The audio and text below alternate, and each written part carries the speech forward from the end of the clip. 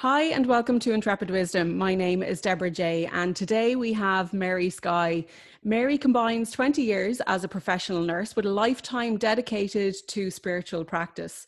She's hosted healing events in 5 countries and 3 continents, and under the names of Dancing the World and Skye Healing Therapies, she provides workshops and individual healing sessions, as well as providing tours and classes, therapies and events that assist the journey of personal transformation. So Mary, you're really welcome. It's lovely to meet you. So we've been going along a theme of role models, the divine feminine, wisdom, life purpose, the whole lot. And I kind of felt that it would be important to maybe chat with you about your own personal experience. Maybe you can tell us a little bit about your own life and how you got to where you are today and what you're doing today in that journey.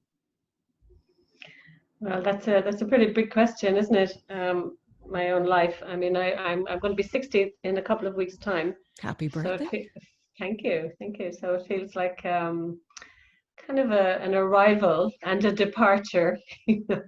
I sometimes feel I'm only beginning all the time. So as you mentioned, I was nursing for a long time, and this was a kind of a family tradition. My mother was nursing, her 3 sisters were nursing. Her 3 sisters were also not nuns, actually. So I was definitely brought up in quite a very interesting, let's say, kindly, a repressed Irish Catholic kind of upbringing. And my father's 2 sisters were nurses also. So I was kind of forced into that. Not forced. Well, yeah, forced would be probably the word. I would personally have rather picked the direction of the arts, but then on retrospect, with everything I've learned and with everything that I've experienced with those 20 years of nursing and traveling with nursing as well, which was great, really kind of helps me show up, I guess, to the work that I'm doing today, or the work that has happened upon me, because I would say that I was a very reluctant healer. And I'm still kind of, it took me a long time to say yes to that role, or that part of myself. Because with the Irish Catholic thing, who do you think you are? And, what do you have to offer? All of these things were resonating, so I can't say I'm this or I'm that. And luckily, as I kind of move on with my own practices and my own learnings and everything, I now understand that, when the healer is called on, I show up. When the mother is called on, I show up. When the lover is called on, I show up. And I don't 100% identify with any of those, really. But I love to show up to them now.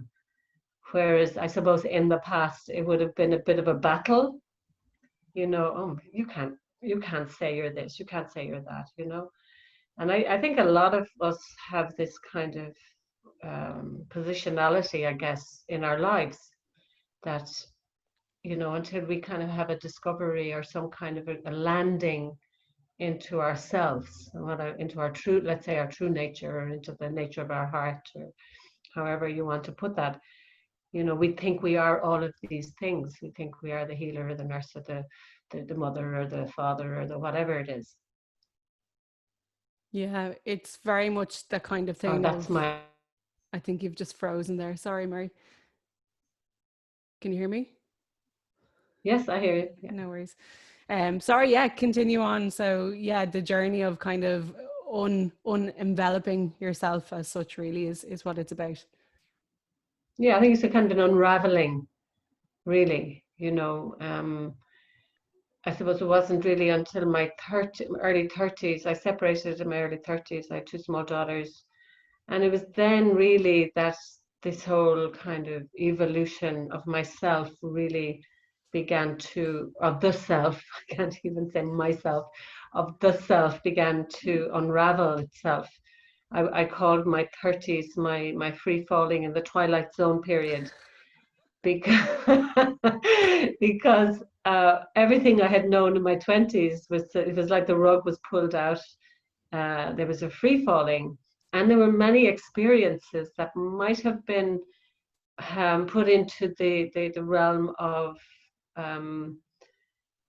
mental instability, I guess, you know. But for me, it was after I learned about a lot of things that I was going through, it was my spiritual emergence period. But I had no idea what spiritual emergence was, and when I was 30 or 31. And I was lucky enough to come across the works of Stanislaus Grof at that point, and recognize that what I was experiencing, because of trying to fit myself into some kind of cultural idea of who we are in my 20s, that this was now unraveling and falling apart, because this was not who I was meant to be, or who I am. I think So that happens. I think that happens a lot. I think that's a huge I thing. think it happens everybody if we allow it to happen. You know, I mean, I work a lot now with women and men in their late 20s, early 30s, and now I know they're going through their a Saturn return, which is astrologically it's the time Saturn re-aspects from the time of your birth, and Saturn is the planet of karma, and it's the planet of rebirth. And you know, if we can let go of the old overcoat, as I call it, you know, it's like this thing we're carrying around, we're supposed to be, we ought to be, we should be, all of these things, and that's very heavy because it doesn't always sit with who we are. So, but I was also very lucky to meet a woman at that time who was a psychiatrist and a healer, a very interesting combination. And I met her in Dzogchen actually, where I first began a lot of my Tibetan Buddhist trainings and teachings. And I subsequently trained with her for 3.5 years, kind of part of the unraveling experience of well, there was kind of a lot of meltdowns happening. And what I mean by meltdown was like physically, energetically, I could feel my body dissolve, parts of my body dissolving. So it was really very experiential. This was not conceptual. This was not a mental thing that I strove to go after. And I think this is what's interesting, or what I find interesting about my journey. I've never kind of sought after it in the sense, and it's like this series of happenings. And I still see it like that. I still see it like that. It's still evolving, and it's very exciting, and it's very life is really exciting, you know, if we allow it to be, you know. But often we're so caught up, we're so blinkered in our little corner and in our problems. As I say, you know, we take ourselves so personally, and we take our lives so personally, that sometimes we can't see the pathway out of the issues or the problems, to allow our heart to speak, or allow our true nature to speak, if you want to kind of And use that I kind of also terminology. think part of that is to do with we don't know how to surrender. We don't know how to turn the, and I'm guilty of this as well, you know, that need to know the next part, that need and control of knowing the outcome. And I even have it on my computer here. I was like, God knows the plan better than me. Yeah, And exactly. sometimes it's just to give in to that and let it go, because people don't know how to let go. You know, people don't know how to go, okay, well, I'm just going to let things happen now, you know? Well, there is a higher wisdom, and you know, it isn't a wisdom that's outside of ourselves. You know, you said God knows the plan better than I know myself, but you know, back to the perennial question, like, who is God? But we're not going to go there today, right? But I believe we all have that seed of awakening, that God seed, if you want to call it that, to use the word. We all have that seed of awakening. Like, we all have our own inherent wisdom. We all have our own inherent healer. You know, there is no healer out there. There is no guru out there. I think the time of the outward guru is gone. The referring to the priest, or the doctor, or the guards, or the, like in our culture, we really are being challenged to come home to our and listen to our own inner wisdom, particularly now in this moment of reset. I call it a reset. I've been waiting for this for 20 years, but anyway, that's me. But this is a moment of reset where really it's very confusing with all of the information that's around at the moment. Like, we're in this media infodemic. We're not just in an epidemic, we're in a fear-demic, whatever, about a pandemic, you know. Yeah. And it's really challenging us all to stop and to listen and to hear what's happening inside. What do I feel? What do I believe in? What is my truth here? And your truth and my truth right now may sound different, but if we listen to our own inherent truths, we're all going in the same direction. And I don't have to agree or disagree with you. I only have to hear you, you know. And I think this is really important right now because, you know, when I don't believe you, you start questioning yourself and you start, oh my God, oh no, she has to believe in me or else I'm wrong. You're not wrong. I'm not wrong. We just have to show up to where we are right now and I mean now, in this time, this moment. You know, it's very, very potent time we're in, you know. And I love what you're saying, because I think for me, that's what's been happening for me personally over the last while. And it's something that I've wanted to be able to share with people as well is, you know, with everything that's going on, you've got the mainstream narrative, you've got the alternative narrative, everything's on an extreme of one side to another. And what I've actually found is that both are the same opposite of each other. And so what you need to do is find the middle ground. And I know for myself, there's been times where I'm like, I don't know what's true anymore. There's so much information. And actually what I've done is I've sat there, I've put my hands on my heart, and I've just reminded myself that in this moment, the one thing that I know to be completely true is that I am here with myself at the moment in my heart, and feel into what's right and what's wrong. There's no right or wrong either. They're all signposts back to ourselves, is how I feel. But it's this thing also of, blame, you know, looking at other people and blaming them, or everything is the way it is because it's meant to be how it is. And some people don't necessarily want to hear that. But it's forcing us, it completely is forcing us back into ourselves, because we don't know what's right or wrong. And the only thing we do know is that we are ourselves, and we are our heart, and our heart is telling us what's true. So I love that you've said that. It's really important. And you know, we're not taught, or we're not trained. We have to be trained to see the body as a door, like in the Tibetan Bon tradition, which I've been studying for 16 years now, and other Tibetan traditions before that. But the Bon, we see the body as a doorway, and you know, the speech as a doorway, and the mind as a doorway, and we're so used to going out the door, looking for the answers everywhere. So with these kind of teachings, we go in. You go in the door, and you rest. Inside our bodies is this incredible vastness of spaciousness, and not spacey. And I sometimes have this kind of discussion with people, you know, people who are very spacey, you know. You can use spacey to become spacious. You know, we really have to learn how to live in the body. I really had to learn how to live in my body. You know, I was anorexic. I was a very angst teenager. I was an angry whatever, you know, I was all of those things. And you know, I've learned to make a friend of my body. You know, like that, I say, this is my life partner. This is the one I'm come in with. This is the one I leave with. And, you know, then I'm looking out there for a relationship to make me feel better. If I don't have that here, then how can I have it with a significant other? You know, so learning how to live harmoniously in your body, I think, is really, really, really important. And it took me a long time to come into that friendship with myself, you know, and not judge myself so harshly and beat myself up. And, you know, I had a wonderful mother who was a self-sacrificing Irish woman, you know, and a father who was doing all that other stuff too. You know, I was brought up in an alcoholic environment that was drenched in cigarette smoke and unresolved grief. That grief of my brother's death, we were talking about earlier, but my brother died when he was 4. It was their first child. And I was 2.5 when that happened. And he was buried on Christmas Eve. I mean, you mentioned your father passed on Christmas Eve. And, you know, this created such a dynamic in the family home, you know. But I have learned so much from that.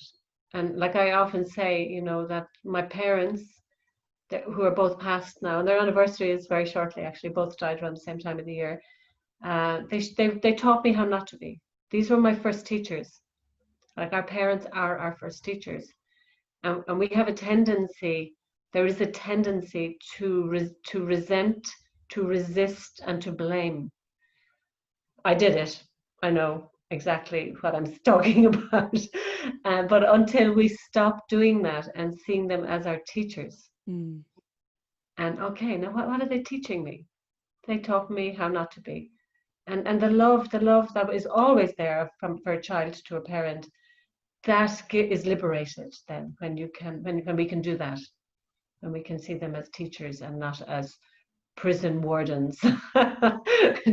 You know, who are stifling my freedom and not letting me be who I am and all of this stuff, you know. So so that relationship in the healing path needs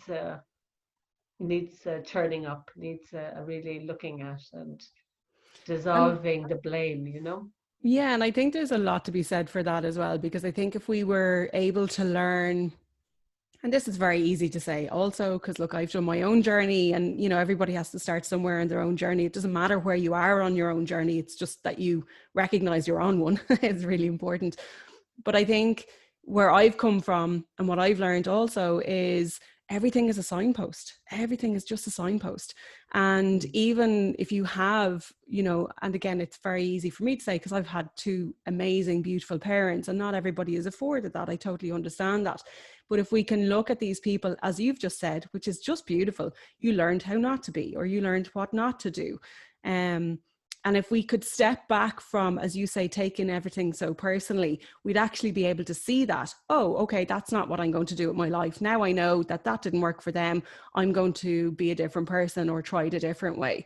And I feel in the generational, in the era that we're in, if we can liberate that, we have all the tools. We have, freedom of thought, freedom of speech, freedom of, to a certain extent, freedom of choice that our grandparents and great grandparents and all the ancestors before them, to a large extent, didn't really have the opportunity of experiencing the way we do. And I feel that, it's our gift to be able to liberate them, and it's also our gift to be able to liberate those who come after us. Does that make sense? Because if we can let it go and take what you've just said and let it go, then we're healing the generations that come after us and the generations that have gone before. And I think it's really important to say that, not that it didn't work for them, their life was perfect with the tools that they had, as you mentioned. And I see it generationally. I see it as this lineage. And, once we start healing, once we start consciously healing, we liberate them also. And 7 generations, past 7 generations, future. And I see this in my own daughters. I have 2 beautiful daughters. They're amazing. But they've gone through this journey with me because I didn't start my medicine work until I was 42, my journeys to South America and all of this. So they had a good opportunity to live with the part dysfunctional mother, I say kindly to myself. But yeah, but they did, and to be able to then see what I had inherited through the line and what no longer served me and was not serving them. And I woke up one day. I mean, it took me a while to wake up to the voice in my mind, in my head, that was saying, and I'm not a Bible person, it was saying, the sins of the fathers are visited on by the children. The sins of the fathers are visited on by the children. And this kept repeating in my head. And, I was a bit slow, to be honest. And then one day I said, oh my God, I stopped, and I listened to this in the crazy of my life. And I went, geez, that's so true. It is the truth. And then I realized what I had been carrying on in beliefs and mindsets and all that. And I also realized I had been doing a lot of work up to then. I mean, that was early 40s. I was already 12, 13 years into spiritual practice and whatever.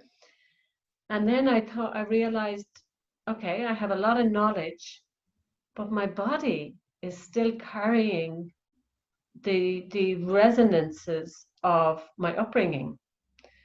So it was a bit like something would happen, an old pattern would surface, and I was almost kind of going, who's doing that? Because that was not my intention, or let's say the intention of my higher self, if you want to use those words. And then I realized I had so many imprints in my physical body from what I had absorbed as a child and as a teenager, and not just from my parents, but from the culture, from the church, from all of this stuff. I do some work with a guy called Thomas Hubel now. I don't know if you've heard of him yet. He's a global teacher on personal, global, and collective trauma, doing amazing work in the world right now. And he talks about our bodies being part of our bodies are part of the system. They're like bricks in the wall of the old paradigm. Like, we can understand we're moving from an old paradigm into a new paradigm. We're in this reset, but actually we are it. You know, if we think, oh, they're doing this, this is why I have real big problems with they're doing this and they are doing that. There is no they. We are doing this to ourselves, you know, and we are still holding imprints of this old conditioning. Every country has that, every culture has that, not just Ireland, you know. We're on a global reset. Every culture, every person is in this in some form or fashion. Like, I'd like to think that when the coronavirus started first, I sat with it, and I went into a very deep kind of retreat in myself. And I was told, I was shown that this is like, we have to download this virus. It's like a new virus that comes into a system. We can't kill it. We can't get rid of it. We have to learn from it. And it's also about resetting our relationship to death. And, you know, we talked a little bit about death earlier, but, you know, there's so much fear around death. And like, having nursed for many, many years and being with many, many people who passed, and being in that moment is so precious. It's so alive. There's so much life in that moment of passing, which is a little bit of a theme out there. But, you know, I have experienced this. So, you know, what I recognized in my journey is that I had to work on the body level, because there were particularly my lower energy centers, where I was holding a lot of the old repressed paradigm around creativity, around sexuality, around embodied spirituality. You know, our bodies are sacred. Every cell of our body is sacred. And this is a lot of the practices I do and teach and work with these days, is helping others remember that, you know, we're floating around in space on a planet, and we forget to see the enormity of that, and the magic of appearing here in a form, in a body. And we spend so much time trying to kill ourselves with drugs, with drink, with whatever else, you know. There's so much destruction of the physical body, and that resonates to the planet then, of course. You know, if we don't love ourselves, if we can't show up in here, and I suppose what I mean by show up is that we can embody the divine, we can embody the sacred, you know. And this has been very much part of my journey, to see where I'm not doing that. And this is ongoing. This is a daily, because the old patterns are very potent. Like, the old paradigm wants to survive. We can see that right, very clearly right now. But of course it does, because it's based in fear. And fear doesn't know the light. It has that polarity you were talking about, this yes and no, the good and bad, the right and wrong. So of course it wants to survive. It's like part of our old patternings want to survive, because they don't know the light. Mm-hmm. And this is why we need to have this very alive, dynamic, gentle relationship with ourselves and our bodies.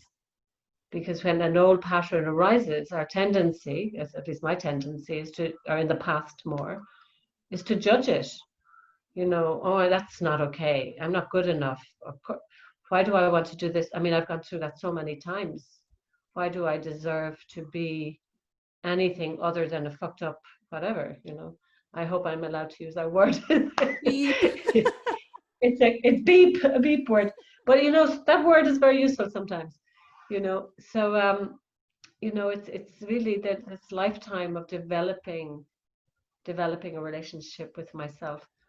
And that's not a selfish thing. It's, if I develop this, I see now, and I experience now, my relationship with everybody else is more in that evolutionary healing pattern.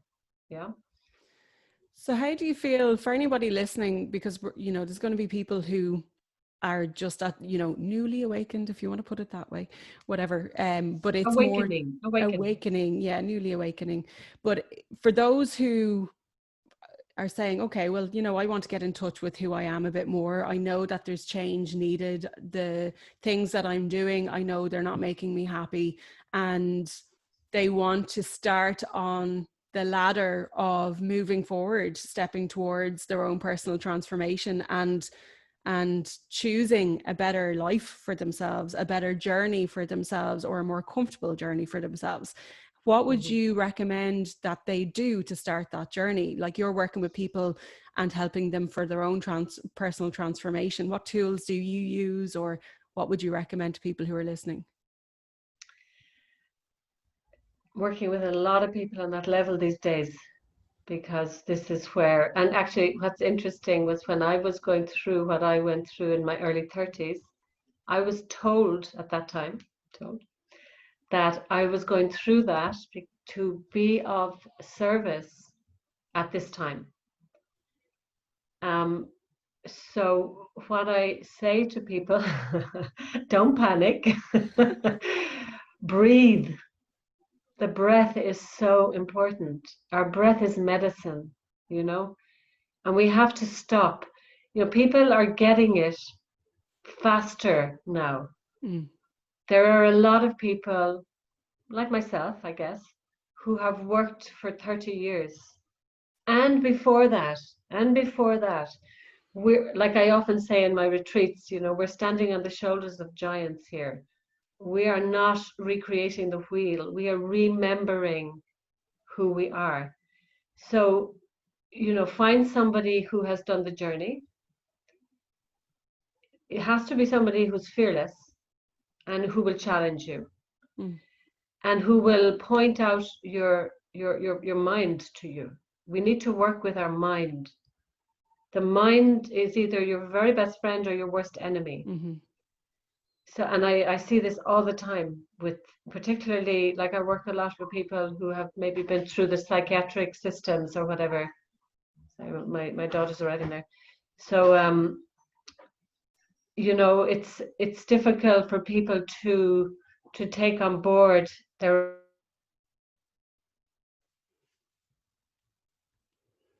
So you need somebody who's going to stop you in your tracks, really. Yeah. And sometimes be a bit harsh with you. Look what you're doing. Look what you're saying over and over again. Because our mind, our thoughts. We say we are what we eat, but we are also what we think. So our thoughts are incredibly powerful. So when I start working with somebody, and this is a path I've done myself, you watch your thoughts, you watch your diet. Breathe. Drink good water. If you don't have good water in your taps, pray over it. Do a mantra. Mantras are very beautiful for raising the vibration of everything. And okay, I work in the Tibetan tradition, but I'm sure we have lots of mantras in our own Irish traditions that we can, even intention of sound, I mean, there's a lot of awakening in Ireland at the moment too, on the land level and the deep old druidic pagan level also. A lot of wisdom in that, and it connects in with a lot of the world's spiritual traditions. It's not different on that mystical level, Tibetan, druidic, Sufi, Hindi. It's and Native American Indian. You know, it's all has at its core has the same messages really. So when I do start to work with people on that very beginning level, it can be very frightening for people because we always want something to grasp onto, you know. And as I said at the beginning earlier on, you know, my 30s were kind of a free falling in the twilight zone. We need to free fall, allow ourselves to free fall, because the tendency to grasp onto anything that's going to allow you to feel safe. You know, the beginning of that journey is not can feel unsafe because you're letting go of a lot of the old things that you hung on to as your life, you know. So yeah, definitely breath work. Any kind of breath work is amazing. Any kind of body work. Make sure that a person that you work with has journeyed, you know. There's a lot of people out there these days offering a lot of things and don't have experience. You might have intellectual experience or cognitive, you've learned something, you've studied something, very left brain. That's fine, that's fine. But we need to bridge the brains. You know, this is also what's happening. The right and left brains are bridging. The creative, intuitive side is being activated more and more because, you know, we're educated in the left brain culture. And nobody at your desk has told you to feel. You've been told to think. And that thinking supersedes feeling. It does not. It's so true, yeah. Our emotional intelligence is, I would even say, way more intelligent than, well, you know, we need both together. But once the emotional body starts to open and activate and express, we recognize that the emotional intelligence is equal to, you know. And I think of that thing of feeling as well, that old emotion of feeling, that thing of feeling. But we really aren't used to it. I totally agree. Like, and you know, we were saying as well, because the world is telling us what to eat, drink, think, feel, or not even, it is even telling us what to feel. It's telling us who we are. We're looking at celebrities, we're looking at TV, we're looking for the answers outside of ourselves. And this used to drive me cracked years ago. The answer is inside yourself. I'm like, well, where is it? Like, you know, but now that I've come into myself more, and now that I've started to become aware of this polarity of good, bad, you know, it doesn't exist. It's really coming back. It's forcing us back into ourselves. I keep saying it over and over again, but I really feel that that's what it is all about. So in terms of your intrepid wisdom, Mary, for the generations to come, and for anybody listening to this who feel maybe slightly unnerved about the way things are at the moment, they're becoming aware of things that they weren't aware of before, and they're looking for support, courage, inspiration, what intrepid wisdom would you pass on to those listening? I would say stop. I would say breathe. I would say trust yourself, and continue. You know, continue. Don't feel that you need to be pulled back into the comfortable discomfort. You know, the comfort zone. I would say, you talked a little bit about the divine feminine and the emergence of the feminine a little bit, but you know, this is happening in all of us if we want to use a word. And for me, that's kind of the expression of the feeling body, you know, the feminine energy. And this is in men and women alike. This is not just women. And I think this is really, really important that, you know, there's a lot of men coming to the table right now as well, which is wonderful. So I would say be compassionate also. Be compassionate with yourself and be compassionate with others. And really try not to judge so harshly. Yeah. But yeah, stop. This is a great time for stopping. You know, at the beginning of the lockdown, I was so happy. You know, I've learned so much by just being at home. I was like traveling a lot. I was going to Dublin, seeing clients, and I was here in Cork seeing clients, and it was busy. I mean, still maintaining my practice in the busyness, and presence. Presence practice is, we talk about meditation, we talk about all these things. Presence practice is when you're sitting at the table, be at the table. When you're talking to your mother or your lover or whatever, be present. Don't be 100 million miles away, and because you won't hear a thing and you won't remember a thing. So definitely presence practice and stopping. And I learned a lot about my own. I mean, I was evolving the wisdom of my own energy body and energy field at the beginning of the lockdown, and recognizing I can do a lot of work from home like this.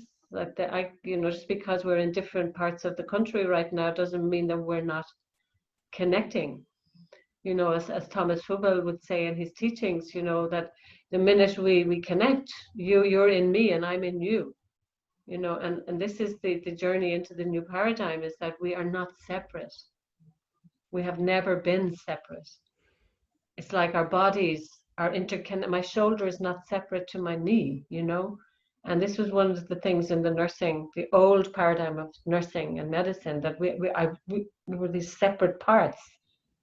And this was what really frustrated me and saddened me so much as a nurse, that the whole being was not seen. It was not holistic. Yeah. You're treating the heart, or you're treating the eye or the toe. And actually, I remember back in the day being in let's say in a meeting, or you're having the report from the nurses, and you say, oh, the heart down in bed 4, or the leg, and but the burnout level that causes dissociation from feeling, the overwhelm. Like burnout is overwhelmed. The body's already taken on too much. I burnt out from nursing, so I know that the body's taken on too much. It can't take anymore. So what do? You start reflecting. That to create your own boundaries. Something other. Yeah. So we have a long way to go. We have a long way to go, and I think we're at the beginning of this new paradigm. We're only at the beginning. Yeah. And we're talking 100, 200 years. I hope I'm around to see it. I say that to my girls, But even another 100 years, if I'm blessed to be well and to be healthy, I'd hang on another 100 years. This life is incredible. It's hard. It's also blissful. It's so many, many things. But as I get older, it's precious. It's so precious, so precious. Even if it is hard. And we didn't get to touch on it too much about the whole divine feminine, which I'm always a little bit risky about using, because I think it creates this slightly untangible thing that we need to reach for, that is outside of ourselves, and it's a whole different place that we need to be, when it's actually really inside ourselves. But it's this whole thing of just honoring the moment that we're in, the place that we're at, what's happening with us, this whole new paradigm shift. As you say, it's a completely different place that we're going into, but it's having the feminine is more about having the compassion and the nurturing and the okayness. Like, if you feel crap, it's okay to feel crap. Just acknowledge it. Just acknowledge, I'm having a really bad day. I feel really crap. So I'm just going to remove some of the obstacles I put into place, and I'm going to step away from it. And there's a lot of adjustment that needs to happen. Also to let it breathe. Let the crap feeling breathe. Let anger breathe. Let love breathe. If there's resistance in you, let it breathe. It's okay. It's all okay. But sometimes we need to be told that. Yeah, absolutely. We're angry. I've been raging these past months, and it's such a passionate force in my body. It's very motivating. I get up in the morning and I go, okay, what's next here? That rage is so creative. And it's raging. To take, and it's to nurture it as well. Like, no more than you're saying, like, I've had a lot of wobbles throughout the last couple of months as well.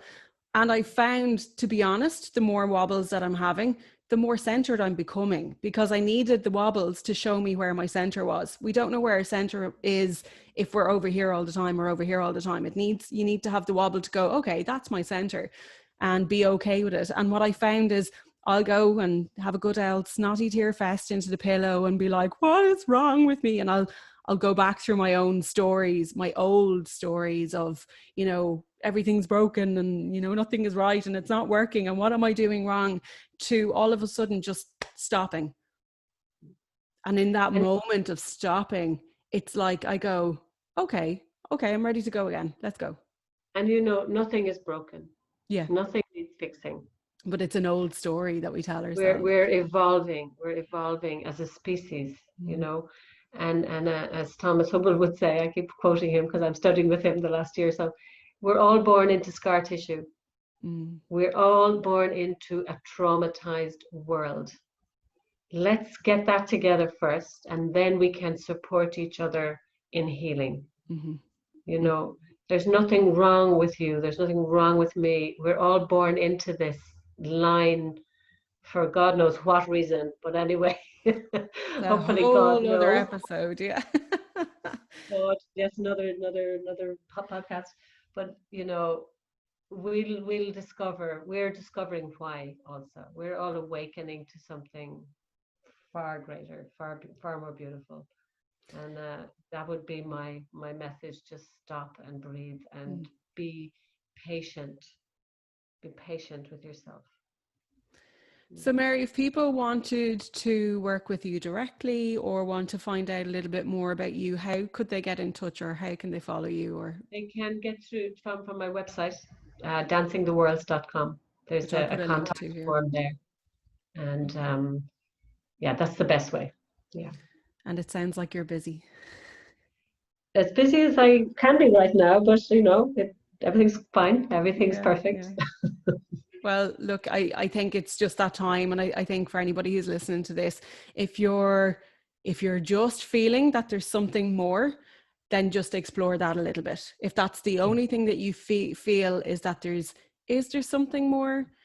You know, who's thinking about the thinking? Where am I? Who am I? What do I want from life? Even if they're the first thoughts that you have, dig a little bit deeper, and contacting somebody like yourself, Mary, who you've been on your own journey. You're still on your own journey and will be for maybe 100 years by the sound of it. Ever. Yeah, forever. But I agree. It's really important for people to find somebody who knows what they're talking about, because and also, exactly as you've said, who'll give you the truth. If somebody's going to cotton candy it, it's not going to help you get there any quicker. You need to know the truth. You need to be able to face up to your own realities. And it doesn't have to be horrendous. You can take it step by step, but it's just finding somebody who'll be truthful with you. Yeah, I think that there's no time for cotton candying now. No, there's not. No, we're past that. Yeah. And something about the healing journey that's important, you know, when you start the healing journey, you're at the beginning, you know, you want to go here, you're here. And you're stepping tentatively out. And there's always a tendency to go back to the comfort zone. Of course, yeah. An uncomfortable comfort zone. This is where I catch you. I know what you're doing, right? And I can encourage you to not go back. Yeah. I see it happening. It's such a human thing. And it's okay and natural to do that. And I think that that's part of the process Totally. To fall back is part of the process of stepping forward. You can't I've done it many times myself. Yeah, and it's not going to be plain sailing the whole way. You will always revert back, but you need to revert back to know how far you've come also. Well, you will until you reach a certain point. Yes. And then you don't do it the same way as you did. Yeah. No. But there is a stage right at that beginning part where the tendency is to, I've seen it so many times, and then you mightn't see somebody again for a year or two, and they come back and they go, oh gosh, you know, I get it now. But you know, that's all perfect too. That's all fine. I think it's a bit like going to the gym, don't they say? Like when you go to the gym and you're lifting weights, and you know it's a bit painful and sore at the beginning, and then when you continue to do it, because it's about practice, it really is about continuous practice. The muscle stays, but if you don't go to the gym for 6 months, that muscle isn't going to be there necessarily to the same degree it was before. But when you go back to the gym and start again, you'll never have to go back to level zero of it. you're going to pick up to some extent of where you left off and then start progressing forward. So I think it's that muscle memory as well. Yes, yeah. Another way people can contact me is through my Facebook page and Instagram, Mary Sky on Facebook and Mary Skywalker, I think, on Instagram they'll find. Okay, great. I'll put links below anyway. Yeah, Mary, it's thank been you. so lovely to chat with you. It's been really lovely. I feel like we could have discussed millions of other topics within that as well. Forever, There's so forever, many yeah. places to go with it, isn't there? It's very So exciting time. it Very is. exciting. It is. And Yeah. hopefully if you're happy enough, we might maybe do some more chats in the future as well. There's loads to talk about. Sounds good. Sounds good, Deborah. And thanks for reaching out too and asking. Yeah. No problem. Thanks for coming on. Take care. Talk to you soon. Okay. Bye.